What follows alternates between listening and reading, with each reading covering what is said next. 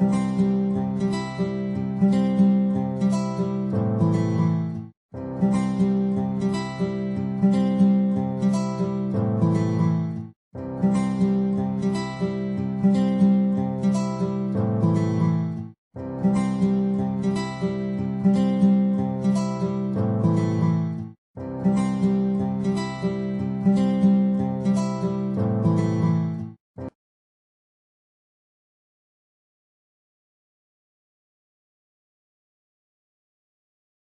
Hello guys,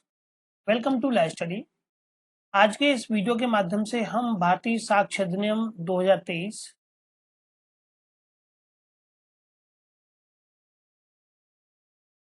के section 2 के part 1 के संबंध में 4 से 5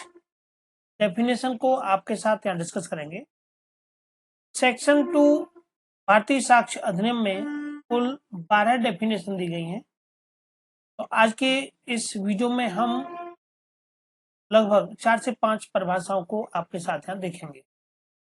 तो स्टूडेंट्स, आप अगर चैनल को पहली बार विजिट करें तो आप चैनल को सब्सक्राइब करें, उसके पास बने बेल आइकन बटन को प्रेस करें जिससे कि सभी वीडियोस के नोटिफिकेशन आपको मिल सके। अब आप प्ले स्टोर से हमारी एप्लीकेशन लाइव स्टडी को डाउनलोड कर सकते हैं। कुछ इस तरह के इंटरफेस बनी हुई एप्लीकेशन को अपने मोबाइल नंबर के साथ रजिस्टर करते हुए आप यहाँ हमारे साथ सीधे जुड़कर फ्री एवं पेड टेस्ट सीरीज, बुक्स आदि का लाभ उठा सकते हैं। हमारे टेलीग्राम चैनल लाइव स्टडी तथा लाइव स्टडी डिस्कशन को भी ज्वाइन कीजिएगा। फेसबुक पेज लाइव स्टडी 123 तथा इंस्टाग्राम पर भी आप मुझे फॉलो कीजिएगा। सभी लिंक वीडियो के डिस्क्रिप्शन में दिए गए हैं। आज की इस क्लास में हम भारतीय साक्ष्य अधिनियम के सेक्शन 2 की कुछ परिभाषाएं आपके साथ यहाँ डिस्कस करेंगे। इससे पहले मैंने सेक्शन 1 का वीडियो डाला हुआ है, आप उसे भारतीय साक्ष्य अधिनियम की प्लेलिस्ट में जाकर के देख सकते हैं।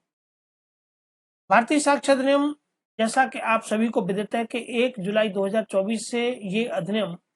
भारत में प्रवर्तित हुआ है। इसके सेक्शन 1 इसके विस्तार को, इसके संक्षिप्त नाम को बताता है और सेक्शन 2 इसमें हमें कुल मिलाकर के 12 डेफिनेशन दी गई हैं। इन डेफिनेशनों को हम एक एक करके आपके साथ यहाँ डिस्कस करते हैं। आप लोग हमारे साथ बने रहिएगा। हिंदी माध्यम में ये वीडियो रहेगा। आप में से जो भी परीक्षार्थी हमारे साथ यहाँ जुड़े हुए हैं वो कृपया चैनल को सब्सक्राइब अवश्य कर लें, जिससे कि सभी इस प्रकार के हिंदी माध्यम से लॉ से रिलेटेड वीडियो आपको मिल सके।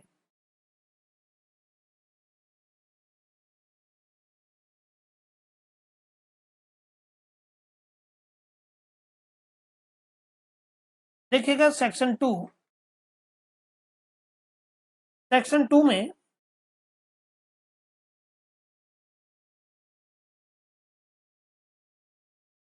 का पार्ट 1, ठीक है। सेक्शन 2 में 2 पार्ट हैं, 2 का 1 और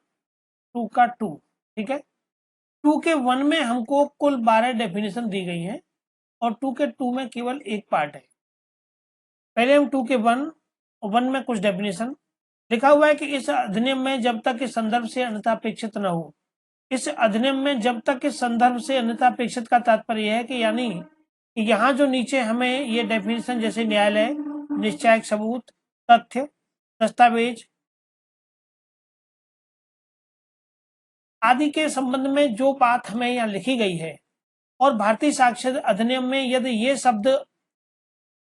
जिस अन्य जगह पर प्रयुक्त किए जाएंगे उनका वही अर्थ लगाया जाएगा जो यहाँ सेक्शन 2 के 1 में दिया गया है।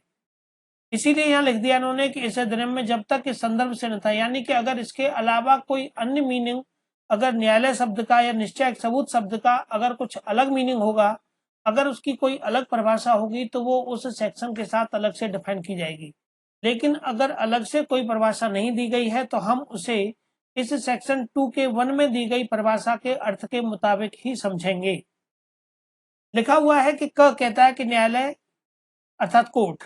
न्यायालय के अंतर्गत सभी न्यायाधीश और मजिस्ट्रेट, सभी न्यायाधीश आते हैं, सभी मजिस्ट्रेट आते हैं। ध्यान से समझिएगा, न्यायाधीश आते हैं, मजिस्ट्रेट आते हैं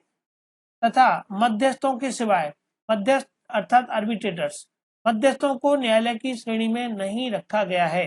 मध्यस्थ के संबंध में मैंने आपको समझाया था। आर्बिट्रेटर्स, इसमें मध्यस्थ की जो नियुक्ति की जाती है वो दो पक्षों के बीच जब विवाद की स्थिति उत्पन्न होती है तो विवाद की स्थिति को हल करने के लिए हाई कोर्ट, सुप्रीम कोर्ट या डिस्ट्रिक्ट कोर्ट के जो रिटायर्ड जज हैं इनको आर्बिट्रेटर्स के रूप में नियुक्त किया जाता है। तो न्यायालय शब्द के अंतर्गत सभी न्यायाधीश और मजिस्ट्रेट तथा मध्यस्थों के सिवाय, यानी मध्यस्थ इसमें शामिल नहीं होते हैं। प्रश्न यदि आपसे ये पूछा जाता है कि न्यायालय में कौन कौन शामिल है, तो न्यायालय में न्यायाधीश शामिल होते हैं, मजिस्ट्रेट शामिल होते हैं और साक्ष्य लेने के लिए विधि द्वारा प्राधिकृत सभी व्यक्ति, और साक्ष्य अर्थात जो भी व्यक्ति एविडेंस लेते हैं, ठीक है, जो भी व्यक्ति एविडेंस लेने के लिए सक्षम है या जिनको ये राइट मिला हुआ है, वो राइट चाहे तो सरकार ने दिया हो या कोर्ट ने दिया हो या किसी अन्य अथॉरिटी के द्वारा उनको अगर ये राइट मिला हुआ है कि वो एविडेंस ले सकते हैं, तो ऐसे लोगों को या ऐसे लोगों के जो कार्य करने के स्थान है वे न्यायालय की श्रेणी में आते हैं। ठीक है, तो न्यायालय शब्द के अंतर्गत न्यायाधीशों को शामिल किया गया है, मजिस्ट्रेटों को शामिल किया गया है और मध्यस्थों के सिवाय, यानी कि आर्बिट्रेटर्स इसमें शामिल नहीं होते हैं। मध्यस्थों के सिवाय साक्ष्य लेने के लिए विधि के द्वारा प्राधिकृत सभी व्यक्तियों को इसमें शामिल किया गया है। सेकंड डेफिनेशन है निश्चायक सबूत। निश्चायक सबूत अर्थात एक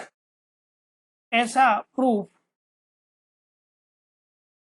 जो कि पूरी तरह से सही है और जिसको न्यायालय मान रहा है। निश्चायक सबूत से ऐसे अभिप्राय है कि जब इस अधिनियम के द्वारा एक तथ्य को किसी अन्य तथ्य का निश्चायक सबूत घोषित किया जाता है। एक तथ्य को किसी, यानी कि किसी एक बात को साबित होने के लिए दूसरी बात को साबित होना जरूरी है। ठीक है, यानी कि अगर मान लीजिए कहा कि इस व्यक्ति की मृत्यु हुई है, हत्या हुई है, तो उसकी बॉडी का मिलना जरूरी है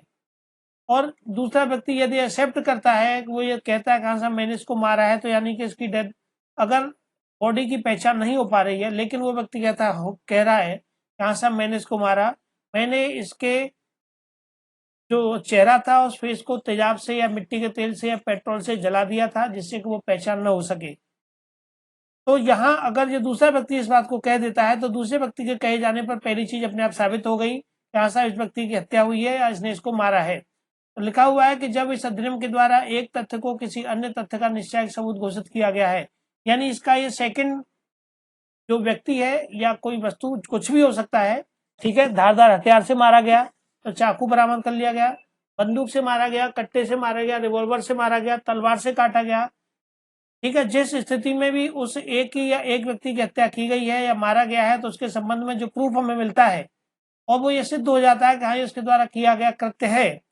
अधिनियम के द्वारा एक तथ्य को किसी अन्य तथ्य का निश्चायक सबूत घोषित किया जाता है, वहां न्यायालय उस एक तथ्य के साबित, फिर ये बात साबित हो जानी चाहिए, ठीक है, वह न्यायालय उस एक तथ्य के साबित हो जाने पर उस अन्य को साबित हुआ मानेगा और उसे नासाबित करने के प्रयोजन के लिए साक्ष्य दिए जाने की अनुमति नहीं देगा। फिर इसे नासाबित किए जाने के प्रयोजन के लिए कोई अनुमति नहीं दी जाएगी। जब ऑलरेडी ये बात अपने आप में प्रूफ हो चुकी हो कहाँ ऐसा हुआ है, तो न्यायालय फिर उसे नासाबित किए जाने के लिए, ठीक है, उसे नासाबित करने के प्रयोजन के लिए साक्ष्य दिए जाने की अनुमति नहीं देगा। ये है आपका कंक्लूसिव प्रूफ, निश्चायक सबूत। ठीक है, निश्चित रूप से कोई सबूत अपने आप में प्रूफ है या बिल्कुल एक्चुअल बात निकल करके आ रही है, तब ऐसी स्थिति में इसे निश्चायक सबूत की श्रेणी के अंतर्गत रखा गया है। तीसरी डेफिनेशन है में कि तथ्य के संबंध में ना साबित से उपरीत है। ना साबित से क्या उपरीत है कि जब न्यायालय अपने समक्ष विषयों पर विचार करने के पश्चात में, न्यायालय ने दोनों पार्टियों को सुना, अपने समक्ष के विषयों पर विचार करने के पश्चात या तो यह विश्वास करता है, अब न्यायालय अपना जो डिसीजन है वो दे रहा है। न्यायालय क्या कह रहा है, न्यायालय कह रहा है कि न्यायालय ये विश्वास करता है कि दोनों जो भी उसके सामने दस्तावेज साक्ष्य जो भी मौजूद है उस सब के पश्चात में या तो यह विश्वास करता है कि उसका अस्तित्व नहीं है। ठीक है, न्यायालय को यह प्रूफ हो जाता है, पता लग जाता है कि हाँ इसका अस्तित्व नहीं है, ठीक है, जिसके संबंध में कोई हम एविडेंस ले रहे हैं और जो भी मामला न्यायालय के समक्ष है या आया है या जो विवाद का विषय था, ठीक है, उसका कोई अस्तित्व नहीं है या उसके अस्तित्व को इतना अधिसंभाव्य समझे कि उस विशिष्ट मामले की परिस्थितियों में किसी प्रज्ञावान व्यक्ति को इस अनुमान पर कार्य करना चाहिए कि उस तथ्य का अस्तित्व नहीं है, या फिर न्यायालय को यह लगता है कि इस विषय पर, ठीक है, एक पहले तो ये उससे पता लग गया कि इसका अस्तित्व ही नहीं, या फिर न्यायालय ये मानता है कि उस विषय पर अगर हम कोई किसी बुद्धिजीवी व्यक्ति को या किसी एक्सपर्ट को उसके संबंध में अपनी ओपिनियन देने के लिए या उसे उसके संबंध में कोई रिसर्च या कोई प्रैक्टिकल करने के लिए अगर छोड़ देते हैं, और उससे भी हमें ये पता लग जाता है, ठीक है, ये इतनी अधिक संभावना है, अधिसंभाव्यता यानी कि इतनी ज्यादा संभावना है,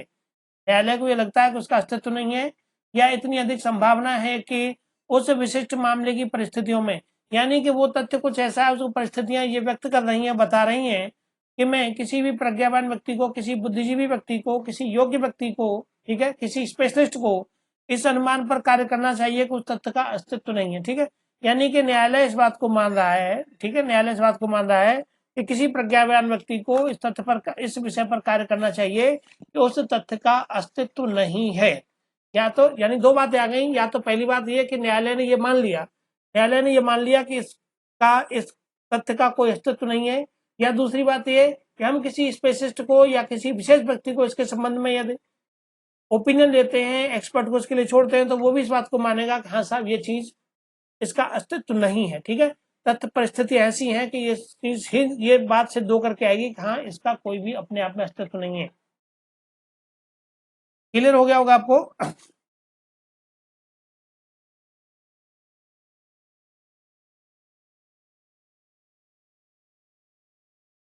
ठीक है, तो तथ्य के संबंध नासाबित का ये तात्पर्य हो गया कि उस तथ्य का अस्तित्व नहीं है। हमारी चौथी डेफिनेशन है डॉक्यूमेंट की या दस्तावेज की। दस्तावेज से ऐसा कोई विषय अभिप्रेत है, दस्तावेज से ऐसा कोई विषय, ठीक है, ऐसा कोई सब्जेक्ट। अब डॉक्यूमेंट है, डॉक्यूमेंट की श्रेणी में क्या क्या आता है, जिसको कि किसी भी पदार्थ पर अक्षरों, अंकों या चिन्हों के साथ, ये पुरानी जो डेफिनेशन थी उसमें ज्यादा बदलाव नहीं किया गया, यहाँ पर ये जो कि त्यों है, जिसको किसी पदार्थ पर अक्षरों, ठीक है, दस्तावेज यानी किसी पदार्थ पर अंकों के माध्यम से, अक्षरों के माध्यम से, अंक 1 लिख दिया, 2 लिख दिया, 3 लिख दिया, ठीक है, अक्षरों के माध्यम से क ख ग घ कुछ भी लिख दिया, अंकों या चिन्हों के माध्यम से हमने चिन्ह बना दिए, ठीक है, हमने चिन्ह बना दिए किस तरह से, इसका तात्पर्य यह है, इसका मतलब यह है, ठीक है, अच्छा, अंकों या चिन्हों के साधन के द्वारा या उनमें से एक या अधिक साधनों के द्वारा, एक साधन के द्वारा या एक से अधिक साधन के द्वारा हमने अक्षर भी लिख दिए हैं, अंक भी लिख दिए हैं, चिन्ह भी बना दिए हैं, यानी किसी प्रकार से हम सामने वाले को यह समझाना चाहते हैं, हम ये बताना चाहते हैं उसे कि हाँ ये चीज एक डॉक्यूमेंट है और इस पर ये बात लिखी हुई है, ठीक है, हम ये बात सामने वाले को समझाने का प्रयास कर रहे हैं कि इस पर ये बात इस तरह लिखी हुई है और आप इसको समझिए, तो वो ऐसे एक डॉक्यूमेंट का कार्य करेगा, ठीक है, चाहे वो कहीं भी लिखा हुआ है कि अंकों या चिन्हों के साधन द्वारा या उनमें से एक या एक से अधिक साधनों के द्वारा अभिव्यक्त या वर्णित, ठीक है, अभिव्यक्त या वर्णित, एक शॉर्ट रूप में समझाना और विस्तार से समझाना। आपने अपनी बात को अभिव्यक्त किया सामने वाले के सामने, ठीक है, आप अपनी बात अभिव्यक्त कर रहे हैं, अपनी बात को व्यक्त कर रहे हैं, सामने वाले को बता रहे हैं। दूसरा है आप उसको विस्तार पूर्वक समझा रहे हैं, तो अभिव्यक्त किया जाना या वर्णित किया जाना या अन्यथा अभिलेखबद्ध किया गया है, या आपने उसको लिख करके समझाया है, बोल करके समझाया है, विस्तार पूर्वक व्याख्या के साथ समझाया है, या अन्यथा अभिलेखबद्ध किया है, ठीक है, या उसे अभिलेख के रूप में आपने लिखा है, ठीक है, बड़े बड़े ग्रंथ, पुराण सब लिखे जाते हैं, अभिलेखबद्ध किया, किताब लिख दी आपने, अभिलेखबद्ध किया गया है, जो उस विषय के अभिलेखन के प्रयोजन से उपयोग किए जाने के लिए आशय, तो यानी कि अब आपने लिख दिया कि हस्तशिल्प पे लिख दिया, आपने हस्तकला पे लिख दिया, रेखा विज्ञान पे लिख दिया, ठीक है, कला पे लिख दिया, विज्ञान पे लिख दिया, फिंगरप्रिंट पे लिख दिया आपने, तो उस विषय के अभिलेखन के प्रयोजन के उपयोग में लाए जाने, यानी कि इस तरह की ये आशय है, आप ये अपेक्षा करते हैं कि ये हमारा लिखा हुआ लेख उस सब्जेक्ट के ऊपर माना जाएगा, ठीक है, उपयोग किए जाने, उसकी जो उपयोगिता है वो रहेगी, उपयोग किए जाने को आशय तो, या जिसका उपयोग किया जा सके और उसके अंतर्गत इलेक्ट्रॉनिक या डिजिटल अभिलेख भी शामिल है। आज की स्थिति में इलेक्ट्रॉनिक और डिजिटल अभिलेख को भी इसमें शामिल किया गया है। आपके व्हाट्सएप के माध्यम से, ईमेल के माध्यम से, सर्वर के माध्यम से, चैट के माध्यम से, मैसेज के माध्यम से, वॉइसमेल के माध्यम से, वीडियो कॉल के माध्यम से, जिन भी माध्यम से आप किसी व्यक्ति को जो भी कोई अभिलेख, वीडियो, जो भी कुछ भेजते हैं वो सब एक डॉक्यूमेंट की श्रेणी में आ रहा है। तो दस्तावेज की परिभाषा हमने यहाँ समझी, मैं समझता हूँ आपको कहीं कोई दिक्कत नहीं आई होगी, ठीक है, लेखबद्ध किया गया है या उस विषय के अभिलेखन के प्रयोजन के उपयोग में लाए जाने के लिए आशय तो, या जिसका उपयोग किया जा सके और जिसके अंतर्गत इलेक्ट्रॉनिक और डिजिटल अभिलेख भी शामिल रहते हैं। इसके कुछ इलस्ट्रेशन दिए गए हैं, लेख एक दस्तावेज, अगर आपने कुछ लेख लिखा हुआ है, आपने कोई बात लिखी अपनी, वो एक डायरी में लिखा, आपने कुछ पेज लिखे, ठीक है, आपने किसी के नाम लिखे, मैंने इसको 50,000 रुपए दिए फलानी तिथि को, 10,000 मुझे वापस किए फलानी तिथि को, एज ए डॉक्यूमेंट कार्य करेगा। मुद्रित, शिला मुद्रित या फोटो चित्र शब्द दस्तावेज है। मुद्रित छपे हुए, शिला मुद्रित शिला पे लिखे हुए फोटो चित्र, फोटो के रूप में या चित्र के रूप में, ठीक है, आप जो भी बात किसी को समझाने का प्रयास कर रहे हैं वो सभी कुछ एक दस्तावेज है। मानचित्र या रेखांक एक दस्तावेज है, आपने मानचित्र बनाया, कुछ लिखा, रेखांक किया, रेखाओं के माध्यम से आपने सामने वाले को समझाने का प्रयास किया, वो सब कुछ दस्तावेज की श्रेणी में आता है। धातुपट या शिला पर उत्कीर्ण लेख एक दस्तावेज है। धातुपट धातु के टुकड़ों पर, ठीक है, पुराने समय में राजा महाराजाओं के समय में धातु लेख होते थे, धातुओं पर लिखा जाता था। या शिला पर उत्कीर्ण लेख, शिला अर्थात चट्टान हो गए, पत्थर हो गए, इन पर लिखे हुए लेख जो लेख लिखे जाते हैं वो भी दस्तावेज है। व्यंग चित्र दस्तावेज है, आप कोई व्यंग चित्र आपने बनाया और कहीं ना कहीं वो कुछ इंगित कर रहा है, समझा रहा है, बता रहा है, वो भी एक दस्तावेज की श्रेणी में है। पांचवा यहाँ पर ये छठवां जो ऐड किया गया है वो ईमेल सर्वर लॉग, ठीक है, ईमेल सर्वर लॉग, इलेक्ट्रॉनिक अभिलेख, कंप्यूटर, लैपटॉप या स्मार्टफोन में दस्तावेज, मैसेज, वेबसाइट, स्थानीय साक्ष्य और डिजिटल डिवाइस में संग्रहित वॉइस मेल मैसेज दस्तावेज है। ठीक है, आज की स्थिति में जो हम ईमेल करते हैं, मेल के माध्यम से, सर्वर लॉग के माध्यम से, इलेक्ट्रॉनिक अभिलेख के माध्यम से, कंप्यूटर के माध्यम से, लैपटॉप के माध्यम से, स्मार्टफोन के माध्यम से, इनमें जो भी डॉक्यूमेंट आपके पड़े हुए हैं वो सब दस्तावेज की श्रेणी में आते हैं। मैसेज है, क्योंकि ये जिस समय हमारा 1872 में भारतीय साक्षर अधिनियम लाया गया था अंग्रेजों के समय वाला, तो उस समय ये स्थितियां नहीं थी, मोबाइल नहीं थे, फोन नहीं थे, कंप्यूटर नहीं थे, लैपटॉप नहीं थे, वॉइसमेल नहीं थे, सब कुछ नहीं था, तो आज इनकी आवश्यकता थी इनको जोड़े जाने की, तो इनको जोड़ दिया गया है। ठीक है, आज जैसी इनकी जरूरत है, जरूरत के हिसाब से विधि में बदलाव होता रहता है, और हो भी क्यों ना, ये जरूरी है, बदलाव प्रकृति का नियम है। तो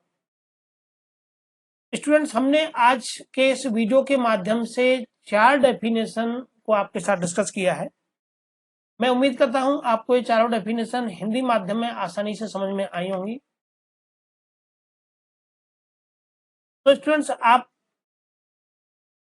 हमारे साथ हमारे इस लाइव स्टडी के चैनल पर जुड़े रहिएगा। आगे आने वाले वीडियोस में हम आपके लिए इससे रिलेटेड एमसीक्यूज भी प्रोवाइड करेंगे। यदि आपके पास कुछ एमसीक्यूज हैं जो कि हिंदी माध्यम में हैं, तो आप मुझे मेरे व्हाट्सएप नंबर 9219160065 पर मुझे भेज सकते हैं। मैं आपके एमसीक्यूज को यहाँ इन वीडियोस के माध्यम से स्टूडेंट्स को तक पहुंचाने का प्रयास करूंगा। ठीक है, तो आप मुझे भेज दीजिएगा मेरे इस नंबर पर 9219160065 पर। तो चलिए आज के वीडियो को हम यहीं कंप्लीट करते हैं, और वीडियो कंप्लीट करने के साथ साथ मेरा आपसे फिर एक बार कहना है कि जो भी स्टूडेंट्स हमारे साथ जुड़े हुए हैं पहली बार, वो हमारे चैनल को सब्सक्राइब कर लें, वीडियो को लाइक करें, ठीक है, जिससे कि ज़्यादा से ज़्यादा परीक्षार्थी इन वीडियो से लाभ उठा सके। Thank you for watching this session.